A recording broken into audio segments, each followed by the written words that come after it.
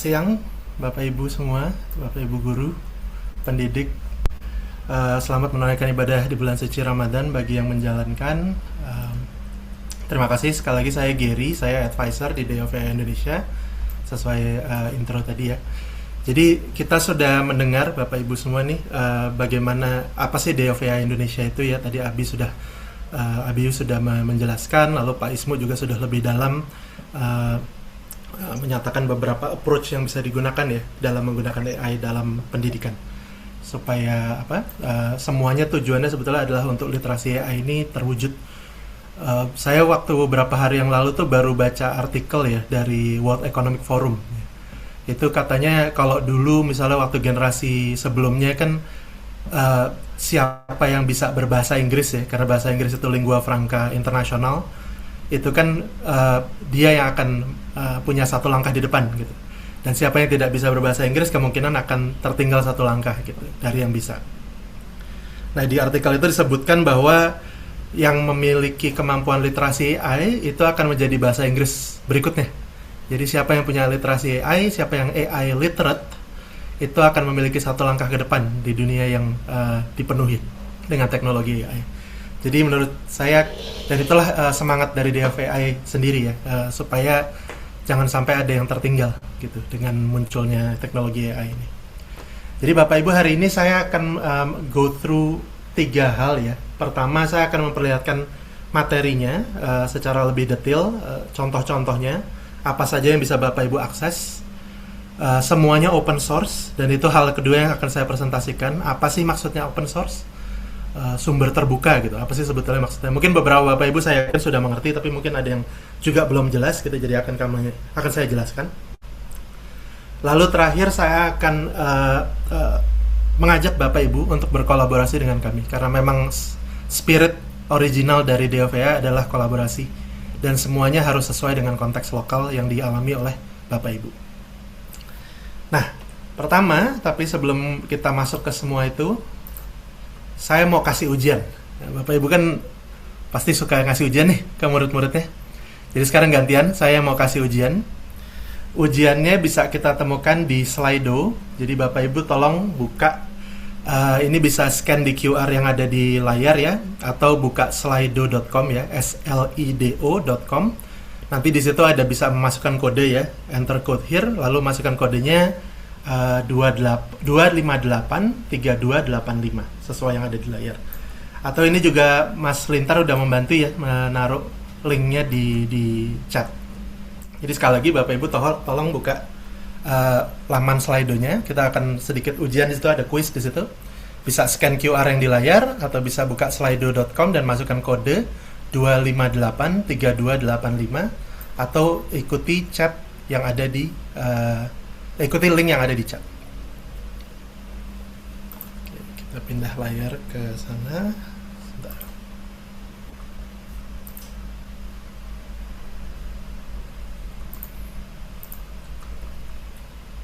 Ya. Oke, jadi ada 5 pertanyaan Bapak Ibu, masing-masing pertanyaan sekitar 20 detik ya. Nanti jadi mohon jawabnya yang cepat aja. Ini semua multiple choice ya, pilihan ganda, jadi bisa cepat saja. Saya mulai ya. Jadi Bapak Ibu akan diminta untuk memasukkan namanya dulu di situ, nggak usah semuanya ya. Nih Pak Ihsan udah masuk, terima kasih. Yang lain mungkin ya nama depan aja nggak apa-apa, nggak usah nama penuh. Wah, ini macam-macam nih. Ada yang namanya cuma E. Bapak E atau Ibu E. Oke, ada Ibu Grace, ada Pak Dani, Ibu Sari, Ibu Ais Rahmawati, terima kasih. Pak Theo, Ibu Tias. Ya, oke. Sambil nggak apa-apa, sambil masuk ya, ada Pak Gigi juga saya lihat di sini. Sambil masuk, kita masuk ke pertanyaan pertama ya. Sekali lagi hanya ada 20 detik, jadi mohon cepat dijawab. Kita masuk ke pertanyaan pertama. Pertanyaannya, AI seharusnya tidak menjadi pengganti proses berpikir kritis siswa, namun sebagai apa? Pilihannya, pertama, teman berpikir atau asisten. teman curhat atau menjadi guru? Silakan dipilih. Cuma ada 5 detik sisanya.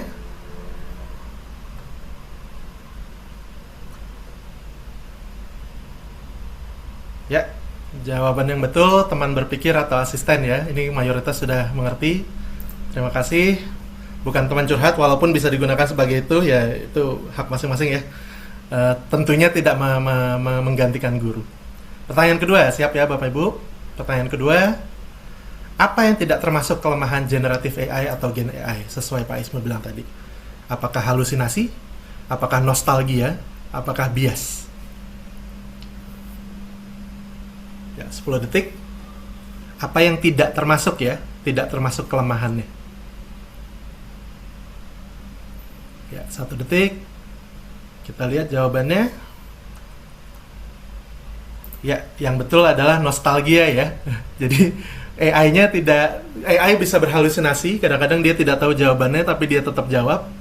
AI bisa bias ya, tergantung data yang dia input tuh apa. Kalau dia merasa data yang benar banyak data yang benar tuh versi A, dia akan bilang A itu yang betul, walaupun sebetulnya yang betul B.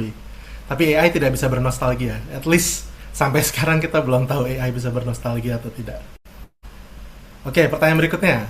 Apa saja isi kerangka evaluasi 3P yang Pak Isma bilang tadi sebagai filter mental sebelum menggunakan alat AI?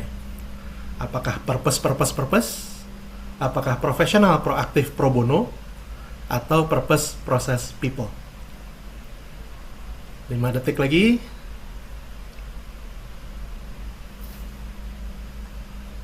Kita lihat. Ya, terima kasih. Ini Bapak Ibu, wah ini guru-guru ini memang top ya. 92% betul jawabannya purpose, process, dan people. Berikutnya, apa yang dimaksud dengan kotak hitam AI? Tadi Pak Ismu sempat ngomong nih tentang kotak hitam AI. Apa sih? Seperti kotak hitam pesawat. Apakah AI merekam semua data yang diinput? Apakah proses AI sangat mudah diakses dan dimengerti? Atau justru AI itu bisa memberikan hasil tanpa kita mengerti apa prosesnya? Ini resiko ya Bapak Ibu penggunaan AI. Kita lihat jawabannya. Wah, ini ya, hampir seri ya. Jawabannya betul, AI dapat memberikan hasil tanpa pengguna mengerti prosesnya. Makanya dibilangnya black box ya. Kita tidak tahu, kotaknya hitam. Apa sih isinya? Dan yang terakhir, apa resiko penggunaan AI checker? Tadi juga Pak Ismu sempat membicarakan soal ini. Apakah resikonya jadi sulit mencari teman? Apakah resikonya bisa muncul positif palsu? Atau resikonya AI bisa mengambil alih peradaban? Kita lihat jawabannya. 4 detik lagi.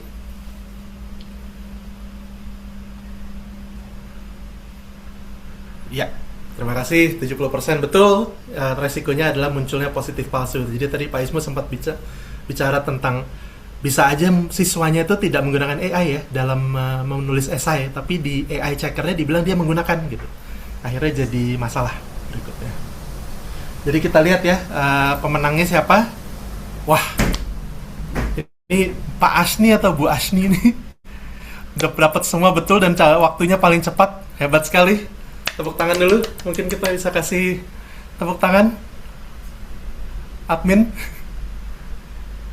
Mana reaksi tepuk tangan di sini? Ya begitulah. Congratulations Bu Asni atau Pak Asni. Belum ada hadiahnya, mungkin nanti menyusul. Terima kasih banyak. Kita kembali ke presentasinya ya. Oke, dengan yang kita sudah pelajari dari tadi ya, Bapak Ibu, kita kembali ke sini. Jadi Bapak Ibu, materi yang ada seperti yang tadi Prof. Ismonandar juga sudah sampaikan, yang Abi tadi juga sebagian sampaikan, itu bisa Bapak Ibu akses ya di website kami.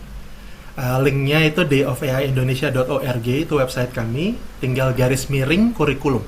Jadi dayofaiindonesia.org garis miring kurikulum. Itu sudah ada kurikulum untuk kelas berbeda-beda dengan jenjang usia yang berbeda-beda. Yang kami minta hanya mohon daftar, sign up.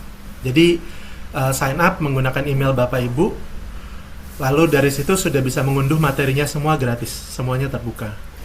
Kami bahkan punya materi baru ya, literasi AI untuk keluarga. Jadi panduan tidak hanya untuk guru dan siswa di sekolah, tapi untuk keluarga juga. Dan bahkan nih ya, kita kan negeri mie instan ya. Saya baru balik dari Afrika Bapak Ibu, dan satu-satunya merek Indonesia yang saya lihat adalah Indomie. Jadi kita memang sangat ikonik ya, dengan segala macam yang instan rasanya. Jadi kami juga menyajikan literasi AI dalam 15 menit ya, tidak perlu lama-lama. Ini juga bisa memberikan pengenalan yang cukup, apa sih literasi AI dan apa yang mesti dilakukan untuk bisa literat dari segi AI. Silakan, ini juga dibagikan ke komunitas sekolah Bapak Ibu. Sekali lagi semuanya open source, semuanya gratis. Nah, materi kami Bapak Ibu, mungkin Bapak Ibu sebagian sudah pernah melihat ini ya. Materi kami itu, ini sebetulnya penjabaran semua materi kami. Jadi sudah dibagi per usia dan per jenjang sekolah ya, dari mulai TK sampai SD, SMP, SMA. Materinya juga terbagi jadi 3, ada fondasi ya, seperti apa itu AI, bagaimana mesin belajar, bagaimana mesin membuat ya, menciptakan, lalu materi-materi tentang AI dan etis. Lalu ada materi yang terkelompok dalam aplikasi dari AI, seperti penggunaan AI untuk kreativitas, penggunaan ChatGPT. Ini di dalamnya nanti ada materi tentang, ada konten tentang prompting ya, bagaimana prompting yang berbeda itu bisa menghasilkan yang sangat berbeda. Lalu bagaimana AI, alat-alat AI itu mempengaruhi hak-hak kita. Ada juga legislasi AI di sekolah, ini mengajak Bapak Ibu guru untuk mengajak siswa-siswinya untuk membuat legislasi terkait penggunaan AI di sekolahnya. Ada penggunaan AI juga di sosial media. Lalu juga ada materi yang sedikit menjelaskan tentang programming ya. Jadi di sini ada data collection, ada analisa data, dan ada sedikit basic programming ya, menggunakan blocks dan Python. Tidak sampai advance, karena untuk bisa literat secara AI itu tidak perlu menjadi engineer ya, tapi cukup mengerti bagaimana cara kerjanya AI, bagaimana cara AI itu belajar dan menghasilkan suatu result. Nah, Bapak Ibu, pelengkap materinya, semua yang tadi Bapak Ibu lihat itu sebetulnya sudah ada panduan gurunya juga. Karena saya yakin, saya pertama kali ngelihat materi ini juga, saya ngeliat kayak, ini apa sih, banyak bahasa yang saya sendiri sebagai guru juga asing gitu ya. Jadi, sudah ada panduan guru di situ. Kalau Bapak Ibu ingin melakukan semacam kegiatan untuk siswanya, ada lembar aktivitas ya, ada worksheet untuk siswanya, bisa digunakan. Bahkan ada panduan untuk orang tua, supaya orang tua juga tahu siswa-siswinya anak-anaknya tuh belajar apa. Nah, kita coba lihat ya Bapak Ibu journey-nya. Saya ganti screen lagi sebentar. Jadi kalau Bapak Ibu masuk ke website kami, oh ada mic yang. Kalau Bapak Ibu masuk ke website kami, bisa terlihat di sini. Ini kalau sudah mendaftar nanti akan langsung di greeting ya. Hai misalnya Bu Ashni tadi, atau hai Pak Gigi, hai Gary di sini. Nah, Bapak Ibu cukup langsung ke link di sebelah kiri ini di kurikulum.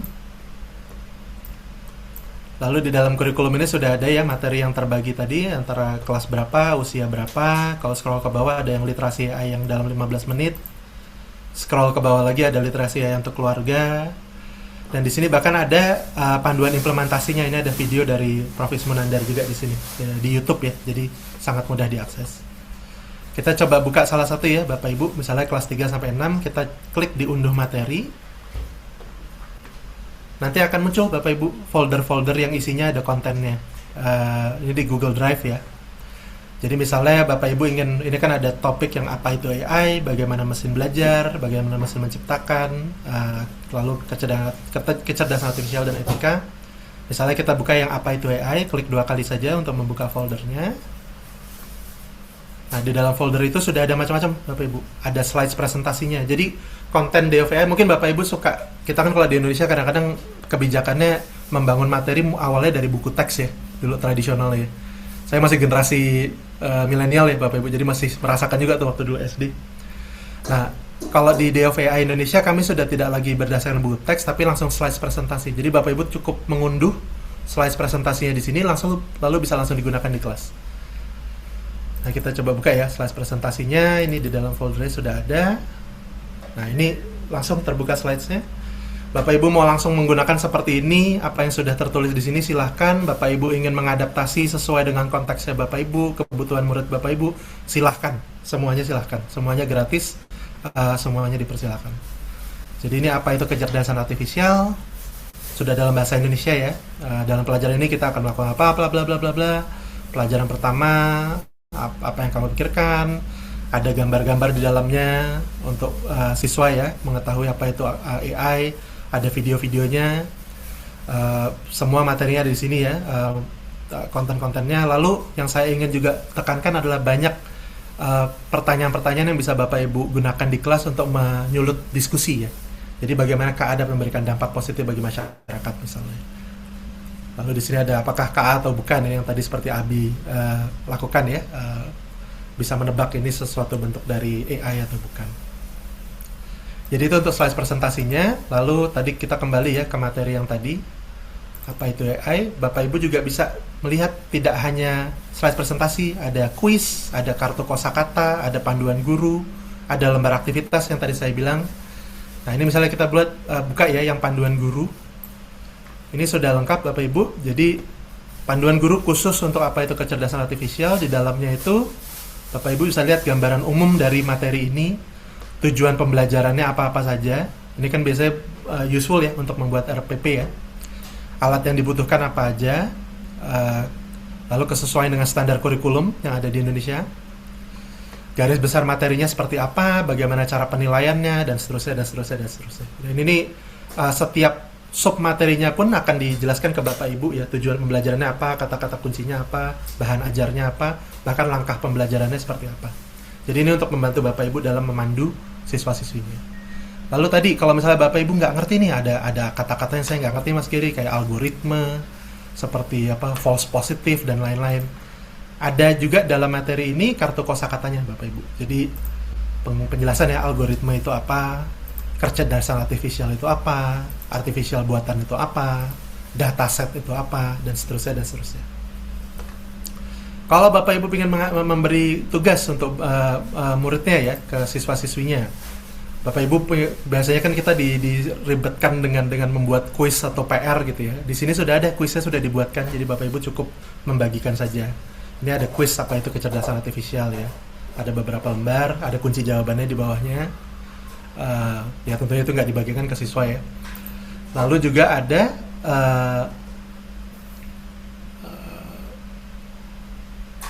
lembar kegiatan untuk siswanya. Ini loadingnya agak lama, tapi bisa Bapak Ibu semua di sini. Jadi sudah ada worksheetnya ya, yang nanti bisa dibagikan ke siswa-siswi, mereka bisa mengisi sendiri. Sudah ada instruksinya juga berada di situ. Ya, itu konten yang ada Bapak Ibu. Jadi untuk setiap konten yang ada tadi di kurikulum di website kami, Bapak Ibu bisa mengakses hampir semuanya. Tuh sudah ada slides-nya, sudah ada panduan gurunya, sudah ada kartu kosakatanya, sudah ada kuisnya. Jadi Bapak Ibu cukup menggunakan saja. Dan kalau Bapak Ibu ngerasa ini penggunaannya kayaknya kurang cocok untuk saya mudahkan bahasanya, monggo silakan. Ini semua open source, semua terbuka, semua gratis. Silakan disesuaikan. Nah, Bapak Ibu saya kembali ya ke presentasi saya sedikit. Nanti terakhir saya akan buka untuk tanya jawab. Tapi kalau sekarang sudah ada pertanyaan, silakan langsung di chat aja. Nanti saya akan cek di akhir presentasi saya. Ini ya beberapa contoh materi yang lain Bapak Ibu. Ini pembelajaran manusia dan mesin, bedanya apa sih? Ini contohnya ya. Ini kan ada 3 tipe anjing nih. Ada bulldog kalau nggak salah ya. Ada chihuahua yang suaranya ngeselin kalau Bapak Ibu pernah ketemu ya. Terus ada Dalmatian ya, yang titik-titik hitam itu. Nah kalau kita dikasih pilihan gitu ya, mana yang Dalmatian, kita langsung tahu kan, oh yang sebelah kiri bawah tuh yang Dalmatian, karena kita langsung lihat bentuknya, kita tahu, kita familiar dengan jenis anjing yang Dalmatian. Tapi kalau mesin itu kan perlu mungkin ribuan, mungkin jutaan, mungkin bahkan triliunan contoh untuk tahu anjing Dalmatian itu yang seperti apa, dan membedakan itu dari tipe-tipe anjing yang lainnya. Jadi dataset tadi itu sangat masif ya Bapak Ibu untuk penggunaan AI ini. Dan dataset itu bisa berbentuk teks, gambar, video, dan lain-lainnya. Nah nanti kalau misalnya sudah cukup banyak datasetnya, ada dataset anjing, ada anjing Dalmatian, ada kucing gitu. Kalau sudah cukup banyak, baru AI-nya itu bisa membedakan mana sih anjing, mana anjing yang tipe Dalmatian, mana anjing yang tipe Bulldog, mana yang bukan anjing tapi kucing gitu. Nah, tapi di sini Bapak Ibu bisa bisa melihat ya, prediksi yang dilakukan oleh AI dari dataset tadi itu bisa beresiko juga.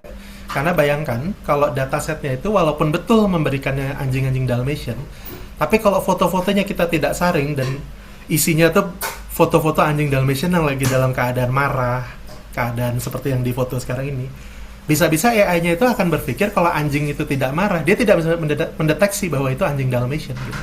Jadi dia butuh input bahwa anjing yang marah itu anjing Dalmatian. Kalau anjing tidak marah berarti bukan anjing Dalmatian gitu. Itu yang namanya bias, Bapak Ibu. Jadi datasetnya itu, karakter dari datasetnya itu sangat penting gitu. Walaupun kita manusia bisa tahu anjing yang lagi senang sama anjing yang lagi marah, kalau ada bercak hitamnya itu Dalmatian, AI itu belum tentu bisa membedakan itu. Bisa-bisa dia pikir kalau foto yang dikasih, input data yang dikasih itu anjing Dalmatian selalu lagi marah, kalau anjing tidak marah berarti bukan Dalmatian. Ini sedikit preview ya tentang yang tadi penggunaan AI di kelas itu ya, prompting, penggunaan ChatGPT. Ini salah satu contoh aja, singkat aja, bisa dilihat ya Bapak Ibu. Penggunaan kalimat yang berbeda itu, karena ChatGPT itu kan menggunakan token ya, jadi apapun kata-kata yang kita masukkan tuh dia akan matching-matchingkan gitu, suku katanya, lalu dari situ dia proses datanya dan dia akan memberikan hasil sesuai suku kata yang dia matchingkan dengan satu sama lain. Jadi kalau kita kasih promptnya misalnya, kita pingin foto sekolah, ruang kelas yang umum ya, di daerah La Guajira, ini di negeri Kolombia. Kalau kita kasih promptnya, saya tinggal di La Guajira, titik. Buatlah gambar ruang kelas, dia akan ngasih kita gambar ruang kelas itu yang umum. Jadi bukan ruang kelas di La Guajira. Nah, di prompt yang kedua, kalau kita buatnya lebih jelas, yaitu buatlah gambar ruang kelas yang umum di La Guajira, Kolombia, baru dia ngasih gambar yang lebih akurat. Dan ini agak susah Bapak Ibu untuk kita saklek gitu ya, karena instruksi yang saya kasih saat ini itu yang applicable untuk hari ini gitu. Karena AI-nya kan juga selalu belajar Bapak Ibu, jadi bisa aja ke depannya dia sudah lebih pintar lagi gitu, jadi akan berubah juga hasil promptnya. Tapi untuk saat ini penggunaan prompt yang jelas itu sangat penting untuk menghasilkan juga hasil yang jelas. Perbedaan yang kecil saja untuk manusia jelas, tapi buat dia bisa memberikan hasil yang sangat berbeda.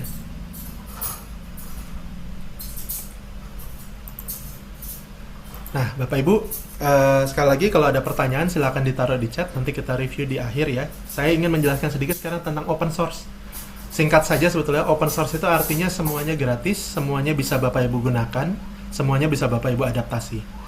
Yang kami minta cuma satu, Bapak Ibu, kalau mengadaptasi atau menggunakan dari kami, tolong diberikan kreditnya ya, diberikan sumbernya, bahwa ini asalnya dari Day of AI Indonesia. Itu saja sudah cukup. Jadi kalau Bapak Ibu menggunakan materi kami, mohon diberikan sumbernya, ini semua dari Day of AI Indonesia.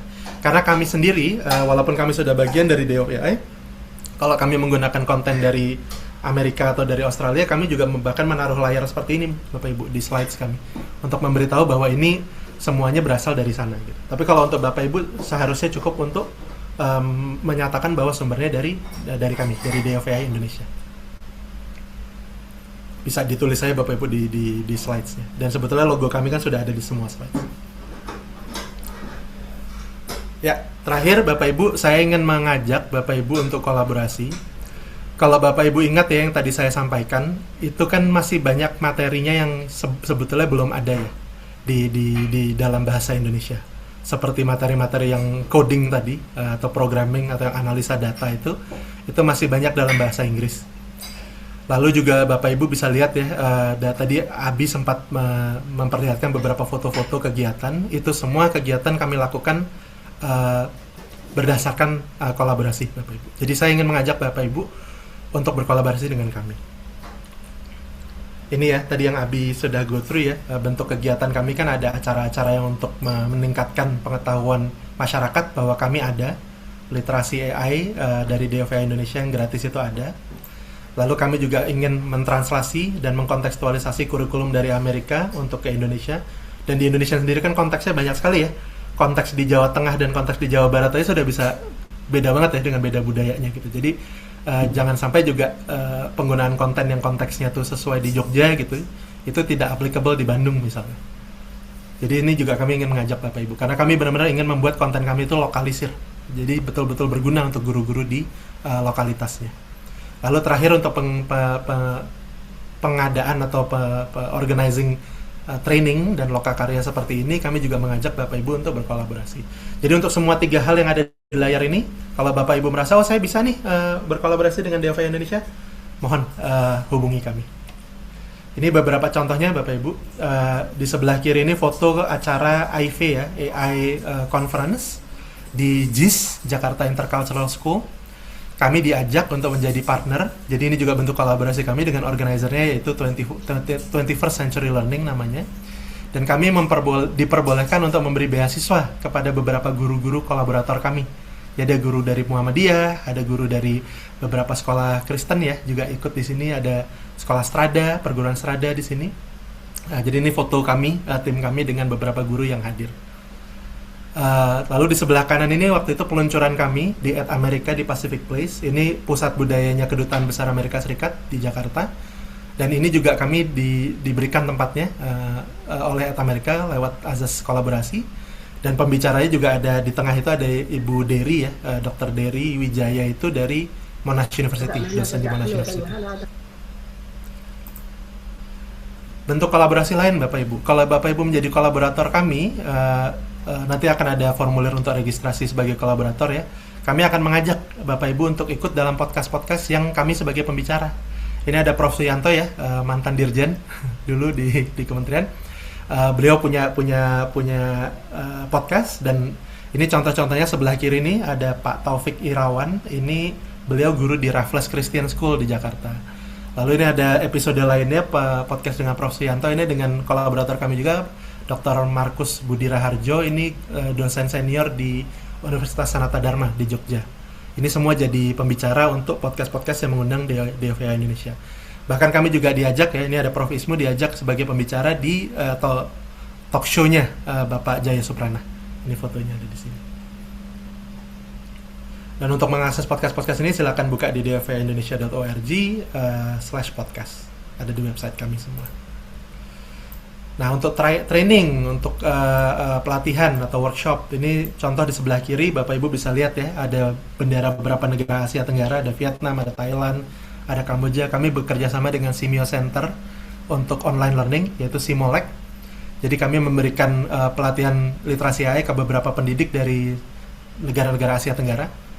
Lalu di sebelah kanan ini kami diundang oleh Pak Gigi waktu itu ya, dari Pangodiluhur, SMA Pangodiluhur Jakarta. Jadi bisa juga Bapak Ibu kalau ingin bekerja sama dengan kami, misalnya, boleh dong mengundang DFI Indonesia untuk memberikan pelatihan di sekolah ke guru-guru, ke murid-murid, waktu dan tempat dipersilakan gitu ya, kami akan usahakan untuk hadir. Nah, terakhir Bapak Ibu, ini kalau misalnya menarik untuk Bapak Ibu berkolaborasi dengan kami, silahkan untuk scan QR-nya. Link untuk berkolaborasi ini juga sudah ditaruh di chat oleh admin kami. Silakan untuk mengisi formulirnya, ada Google Form singkat ya untuk berkolaborasi. Nanti kalau sudah masuk akan kami masukkan ke grup WhatsApp kami untuk setiap kolaborator. Lalu kita bisa kolaborasi koordinasi lebih lanjut di situ. Dan kami juga suka ada regular meeting juga dengan para kolaborator kami. Bahkan dalam waktu dekat ada kemungkinan kami diundang ke Makassar untuk memberikan pelatihan juga. Jadi sangat welcome ya untuk inisiatif seperti ini.